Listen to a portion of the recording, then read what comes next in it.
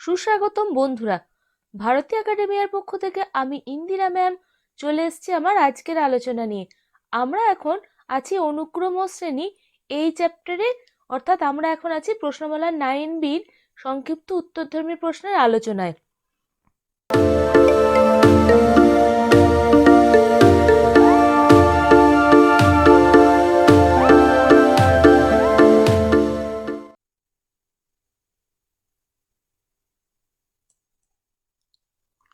Question number 26।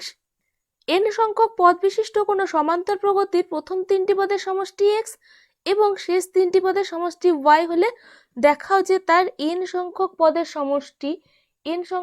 সমষ্টি মানে Sn equal to n/6 into x plus y। এটা প্রমাণ করতে হবে।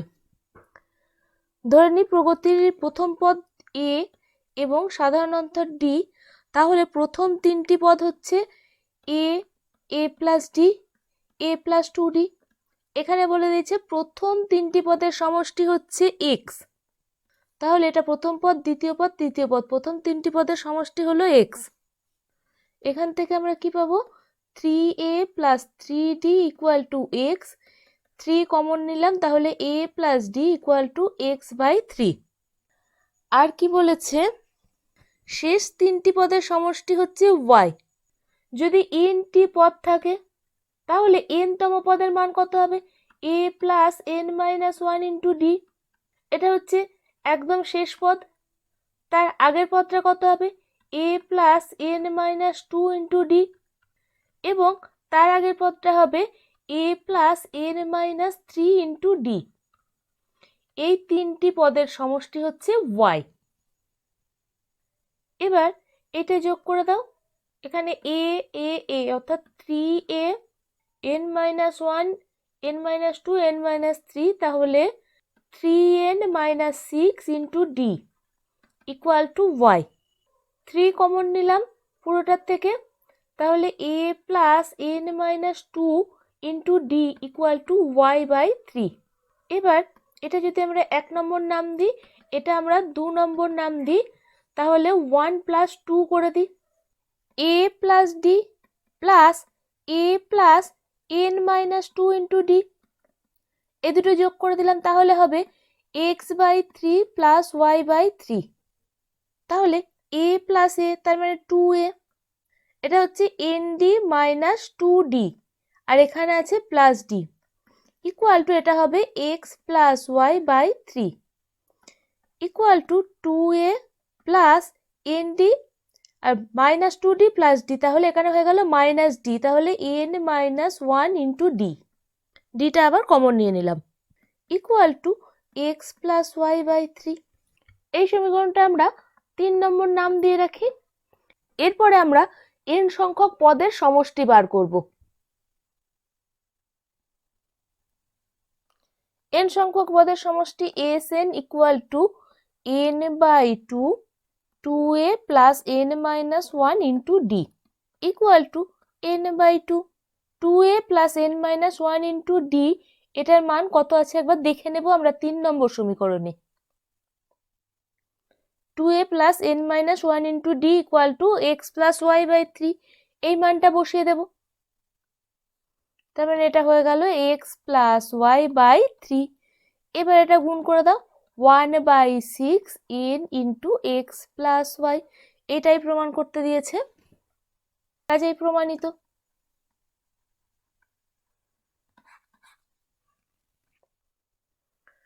Question number 27। কোনো সমান্তর প্রগতির প্রথম 2n প্লাস 1 সংখ্যক পদের সমষ্টি হচ্ছে s। s ইকুয়াল টু কত?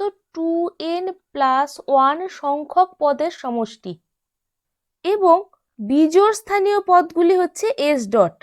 এবার প্রমাণ করতে হবে n plus 1 into s equal to 2n plus 1 into s dot.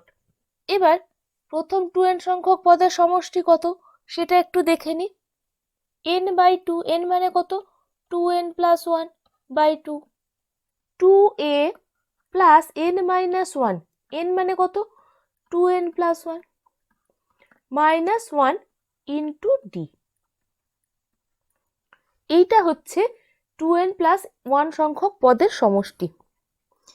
এবার এটা equal to 2n+1/2, 2a plus 2n+1 - 1 cancel হয়ে যাবে, তাহলে 2n into D equal to 2 common নেব, তাহলে 2n+1/2, এখান থেকে 2 কমন নিই, a প্লাস nd, 2 ক্যান্সেল হয়ে গেল, তাহলে আমরা পাচ্ছি 2n+1 into a plus nd। এটা ইকুয়াল টু কত? এটা ইকুয়াল টু s, কারণ 2n+1 সংখ্যক পদের সমষ্টি হচ্ছে s, তাহলে এইটা ইকুয়াল টু s বসিয়ে দিই। তাহলে এখান থেকে আমরা কি লিখব? a plus nd equal to s/2n+1। এবারে দেখো 2n+1 এটা সর্বদাই বিজোড় সংখ্যা, 2n+1 সর্বদাই বিজোড় সংখ্যা। এবার এখানে বলেছে বিজোড় স্থানীয় পদগুলির সমষ্টি s ডট, বিজোড় স্থানীয় পদগুলির সমষ্টি। তাহলে একটা সারিতে যদি n সংখ্যক পদ থাকে তাহলে কতগুলি বিজোড় সংখ্যক পদ থাকবে? যদি 11টি পদ থাকে তাহলে কি হবে? t1, t2, t3, t4, t5, t6, t7, t8, t9, t10, t11। এবার 11টি পদের মধ্যে বিজোড় স্থানীয় পদ কতগুলি আছে দেখো, 1 2 3 4 5 6। 11টি পদের মধ্যে বিজোড় স্থানীয় পদ কতগুলি আছে? 11 + 1/2। অর্থাৎ যদি একটা শ্রেণীতে n সংখ্যক পদ থাকে এবং n যদি বিজোড় সংখ্যক হয়, সেক্ষেত্রে বিজোড় স্থানীয় পদ কতগুলো পাবো? n + 1/2। এখানে কতগুলো পদ আছে? 2n+1, এটাও একটা বিজোড় সংখ্যা। তাহলে 2n+1 সংখ্যক পদ থাকলে বিজোড় স্থানীয় পদ কতগুলো পাবো? বিজোড় স্থানীয় পদ পাবো 2n+1, এর সাথে 1 যোগ করো, দিয়ে 2 দিয়ে ভাগ করো, তাহলে এতগুলি পদ আছে বিজোড় স্থানীয় পদ। তাহলে আমরা বিজোড় স্থানীয় পদ কতগুলি পাবো? মোট পদ আছে 2n+1, তার সাথে 1 যোগ করে 2 দিয়ে ভাগ, তাহলে 2n+2/2 ইকুয়াল টু n+1টি বিজোড় স্থানীয় পদ আছে। অর্থাৎ 2n+1 সংখ্যক পদ থাকলে বিজোড় স্থানীয় পদ হবে n+1টি। তাহলে n+1টি পদের সমষ্টি বার করতে হবে।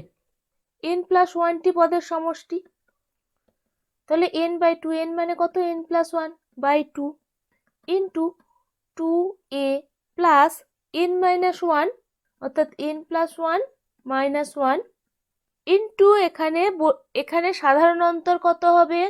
সাধারণ অন্তর হবে 2d। কেন হবে সেটা একটু বলে দিই। প্রথম পদ a, দ্বিতীয় পদ a প্লাস d, তৃতীয় পদ a প্লাস 2d, চতুর্থ পদ a প্লাস 3d, পঞ্চম পদ a প্লাস 4d, ষষ্ঠ পদ a প্লাস 5d, সপ্তম পদ a প্লাস 6d। আমি এখানে কি করেছি? শুধু বিজোড় স্থানীয় পদগুলো নিয়েছি। তাহলে a নিয়েছি, a প্লাস 2d নিয়েছি, a প্লাস 4d নিয়েছি, a প্লাস 6d নিয়েছি। তাহলে সাধারণ অন্তর কত পাচ্ছি? সাধারণ অন্তর আমরা পাচ্ছি 2d। এ দেখো a plus 2d minus a equal to 2d equal to কত হবে? n+1/2, 2a প্লাস n+1 - 1, তাহলে এটা কেটে গেল, তাহলে plus 2d into n equal to n+1/2, 2 common now, a plus nd, 2 cancel হয়ে গেল, n+1 into a plus nd। আর কি বলে দিয়েছে? বিজোড় স্থানীয় পদগুলির সমষ্টি হচ্ছে s ডট। তাহলে বিজোড় স্থানীয় পদগুলির সমষ্টি আমি কত পেলাম? এইটা ইকুয়াল টু বলে দিয়েছে s ডট। দেখো এখানে আমরা কি পেয়েছি? a plus nd equal to s/2n+1, এইটা আমরা পেয়েছি। a প্লাস nd জায়গায় আমরা এইটা বসিয়ে দেবো s/2n+1, a প্লাস nd জায়গায় বসাবো s/2n+1। এখানে কত আছে এস ডট ইকুয়াল টু কত পাবো, ইকুয়াল টু এটা কোনাকুনি গুণ করে দেব, কোনাকুনি গুণ করে দিলে দেখো n plus one into S equal to 2n plus one into S dot. এখানে এটাই প্রমাণ করতে দিয়েছে, n plus one into S equal to 2n plus one into S dot, কাজেই প্রমাণিত।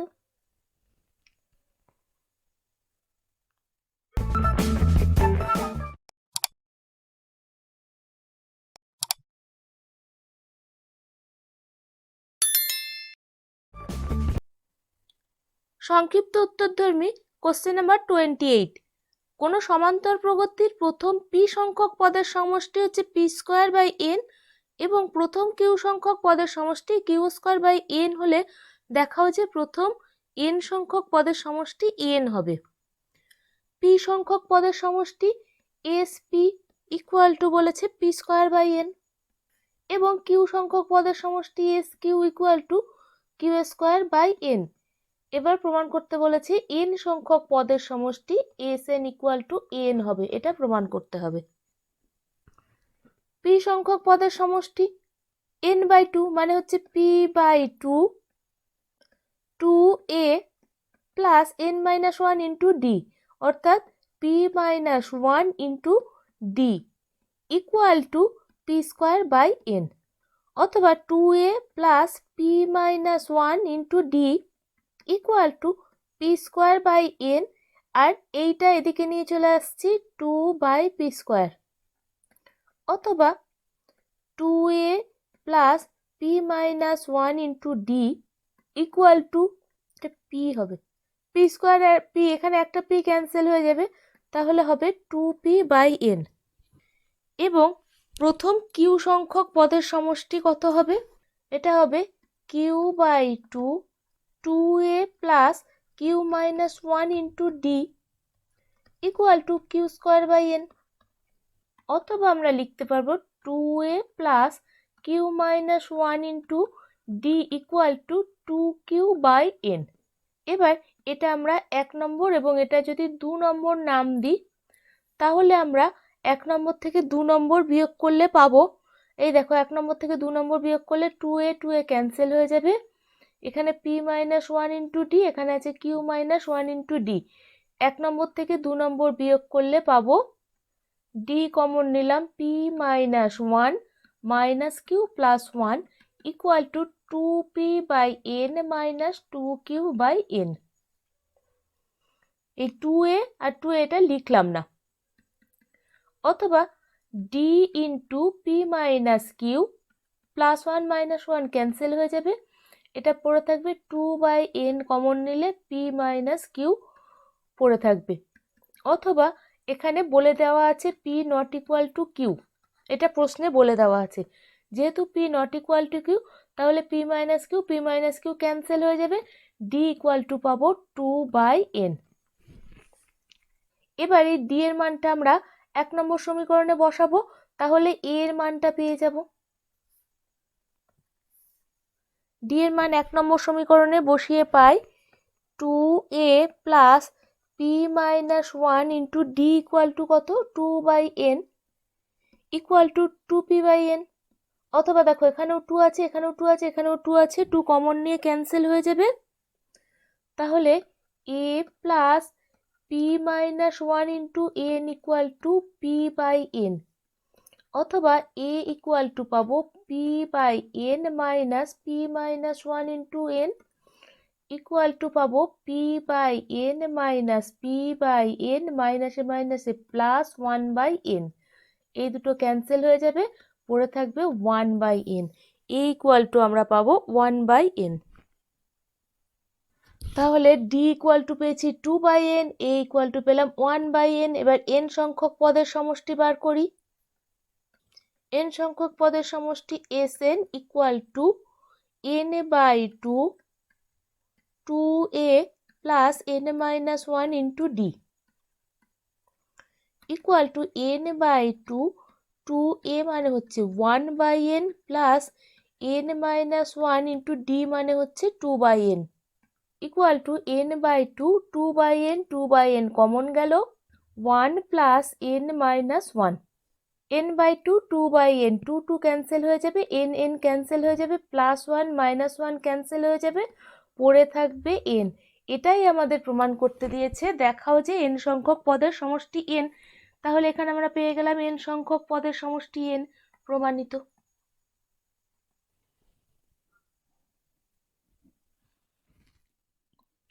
Question number 29, 1 by b minus a এবং 1 by b minus C এর সমান্তরীয় মধ্যক হচ্ছে 1 by 2 into b minus x. প্রমাণ করো যে এক্স মাইনাস বি এর whole square equal to x minus c into x minus a. এখানে তিনটি পদ দেওয়া আছে, তিনটি পদের সমান্তরীয় মধ্যক হচ্ছে এইটা। যদি এ বি সি তিনটি পদ দেওয়া থাকে তাহলে এ ও সি এর সমান্তরীয় মধ্যক হচ্ছে বি। তাহলে ফর্মুলাটা কি? A plus c equal to 2b। তাহলে সেইটা আমরা লিখে দিই, a plus c equal to 2 into b. এই পদটা এবং এই পদটার সমান্তরীয় মধ্যক হচ্ছে এইটা। তাহলে এ বি সি তিনটি পদের সমান্তরীয় মধ্যক বি। তাহলে ফর্মুলা হচ্ছে a plus c equal to 2b। সেটাই বসিয়ে দিলাম, a plus c equal to 2 into b. এই 2 ক্যান্সেল হয়ে গেল, এটা লসাগু করে দিই, b minus c plus b minus a by b minus a into b minus c equal to 1 by b minus x. অথবা এটা হচ্ছে 2b minus c minus a into কোনাকুনি গুণ করে দিই, b minus x equal two B minus a into b minus C, কোনাকুনি গুণ করে দিলাম। এবার এই গুণটা করতে হবে, 2b square minus 2bx minus bc plus cx minus ab plus ax, b square minus bc minus ab plus ac। এখানে দেখো 2b স্কোয়ার আছে, এখানে b স্কোয়ার আছে, এই b স্কোয়ারটাকে এদিকে নিয়ে গেলে এটা হয়ে যাবে b square minus bc cancel হয়ে যাবে, মাইনাস ab ক্যান্সেল হয়ে যাবে। তাহলে B square minus 2bx plus cx plus ax, এটা হয়ে গেল মাইনাস ac ইকুয়াল টু 0। এখানে bx আছে, bx থাকার জন্য আমি যদি এটা b মাইনাস এক্স এর হোল স্কোয়ারের ফর্মুলায় ভাঙতে পারি তাহলে কি হবে, এখানে আমি একটা এক্স স্কোয়ার ধার নিলাম, X square minus 2bx plus B square লিখে দিলাম plus cx plus ax minus ac, এখানে যেহেতু একটা প্লাস স্কোয়ার নিয়ে এসেছি এখানে মাইনাস এক্স স্কোয়ার করে দিলাম ইকুয়াল টু 0। তাহলে এইটা হয়ে গেল এক্স মাইনাস বি এর হোল স্কোয়ার ইকুয়াল টু, আমরা এইগুলো এদিকে নিয়ে চলে আসি, X square minus A X, এই এক্সটাকে এখানে লিখলাম plus AC minus C X. এই চারটে পদকে আমি সমান চিহ্নের ওইদিকে নিয়ে গেলাম। এবারে দেখো এখান থেকে এক্স কমন যাবে, এখান থেকে সি কমন যাবে। অথবা এক্স মাইনাস বি এর whole square equal to x into x minus a minus c into x minus a. অথবা এক্স মাইনাস বি এর whole square equal to x minus a into x minus c. এখানে এটাই প্রমাণ করতে দিয়েছে, কাজেই প্রমাণিত।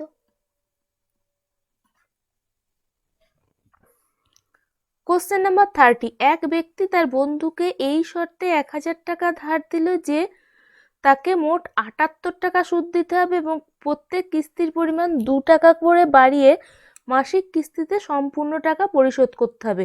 যদি প্রথম কিস্তির পরিমাণ 64 টাকা হয় এবং টাকা ধার করার 1 মাস পর প্রথম কিস্তির টাকা পরিশোধ করতে হয় তবে কত মাসে তার ঋণ পরিশোধ হবে। এখানে প্রথম কিস্তি বলে দিয়েছে 64, অর্থাৎ এ ইকুয়াল টু 64, প্রতি কিস্তিতে 2 টাকা করে বাড়াতে হবে। তাহলে দ্বিতীয় কিস্তিটা হবে 64 প্লাস 2, অর্থাৎ এখানে ডি ইকুয়াল টু 2।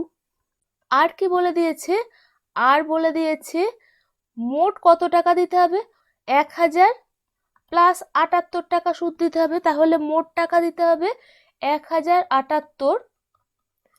এইটা হচ্ছে মোট টাকার পরিমাণ, অর্থাৎ SN। ধরে নিই তিনি N মাসে টাকাটি শোধ করেছেন, তাহলে SN ইকুয়াল টু এটা দেওয়া আছে, তাহলে পরে S equal to N/2 2A plus N-1 into D। S equal to কত? 1078 equal to N/2 2 into 64 plus N-1 into 2, D মানে 2। অথবা 1078 ইকুয়াল টু, এখানে একটা 2 আছে, এখানে একটা 2 আছে, 2 কমন নিলাম, N/2 ইন্টু 2 64 প্লাস N-1। অথবা 1078 ইকুয়াল টু 2 ক্যান্সেল হয়ে গেল, N ইন 64 মাইনাস 1, তার মানে হলো 63 প্লাস N। অথবা 63N plus N square equal two 1078। অথবা N square plus 63N minus 1078 equal to 0। এটাকে মিডিল টার্ম করতে হবে, N square plus 77N minus 40N minus 1078 equal to 0।